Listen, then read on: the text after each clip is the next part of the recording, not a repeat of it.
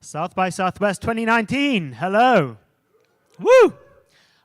I am Michael Bodansky, and I'm going to be speaking about Brexit negotiations. Now, hands up if you're British. Okay, hands up if you're American. Hands up if you're American but wish you were British.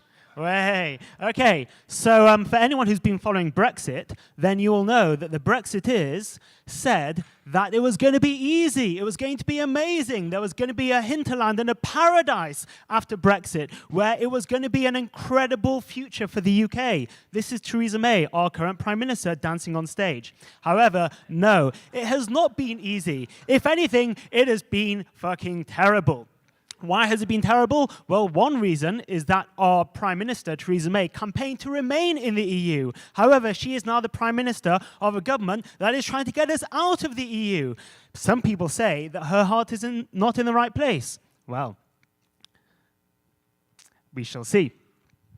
So in this talk, this is a tweet of Theresa May from 2016 saying that I believe it's in our national interest to stay in the EU, and someone put it on a billboard to show that she was actually not acting in the right interests of the British people. So I'm going to go through 10 principles of Brexit negotiation and try to figure out why it's been so complicated. But first, let's look at leadership. This is David Cameron, our Prime Minister, who got us into this mess. Where is he now? Well, he actually resigned the day after the Brexit vote. And since David Cameron, we have had a complete failure of leadership. On the left, you have two pictures of David Davis, who was our first Brexit secretary. He was one of the people that campaigned to leave the European Union, and he said it was going to be easy, it was going to be incredible. He ended up resigning 1 year in. On the right-hand side, you have Dominic Raab, our next Brexit secretary, who, guess what, also resigned. On the right-hand side is a photo of him leaving 10 Downing Street, and that prompted a lot of people to say the famous British stiff upper lip was now a wobbly lower lip. So 10 principles of negotiation. Number 1, make sure everyone is on side. This is Jacob Rees-Mogg. Before Brexit, no one really knew who he was, but he has now emerged as one of the best-known politicians. He has been undermining the Prime Minister at every turn. Make sure everyone is on side. Number 2, be very clear on what you want. It's very difficult to be clear on what you want when your population voted pretty much 50-50 to leave and to remain. Number 3, be firm but fair. We've done fairly well at this, but if anything, we've been slightly too firm. We said that we were not going to pay anything for the Brexit divorce bill, when actually the European Union wanted us to pay £100 billion. Now we're going to pay about £39 billion. Number 4, be very careful with ultimatums. They make people feel pushed into a corner, and if anything, they usually backfire. If you try to threaten to walk away, then you usually don't get your own way. And we've been threatening to walk away with a no deal. Number 5, have respect and dignity. This is Theresa May, our Prime Minister at the EU, and she's being snubbed by all the other European leaders, and she has had to resort to just fiddling with her cuffs.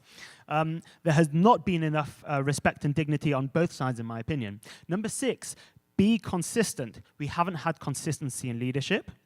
We've had multiple Brexit secretaries, and we haven't necessarily been consistent in what we want. Number 7, control the timing. If at all possible, control the timing of a negotiation.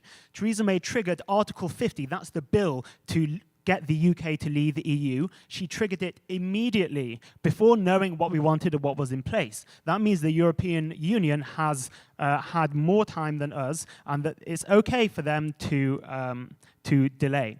Number 8, know your BATNA. This is a negotiation term called the best alternative to a negotiated agreement. You want to know what's going to happen if everything else falls away. Number 9, have an anchor.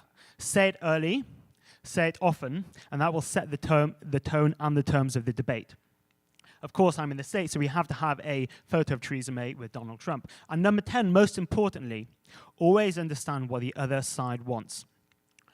Yes, the UK wanted certain things, but the European leaders wanted certain things as well. It's all very well to go in and say, this is what we want from you, but the European leaders wanted something from us as well. We have not sufficiently understood what the other side wants. So what's going to happen next? Well, people might be tired of Brexit by now, but next week is very, very important. On Tuesday, there's going to be a vote on Theresa May's deal. Option A, the deal goes ahead. That means that we will leave the UK with Theresa May's Brexit deal. Option B, the deal fails.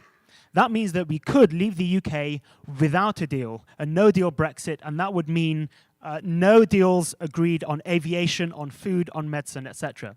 Option C is something completely different. People are now getting very excited about a second referendum, about a complete realignment of British politics, and even a new political party and a new political system. But the truth is that no one really knows what's going to happen. No one has known all along what's going to happen, and no one knows what's going to happen next. Why? Because this is incredibly, incredibly complex. We are trying to undo in 2 years a relationship and regulation that has taken 40 years to build up. So that's why Brexit is a huge clusterfuck. And if you have any feedback or thoughts or suggestions on how to realign British politics, send me an email, let me know. I'm Michael Bodansky. Thank you very much.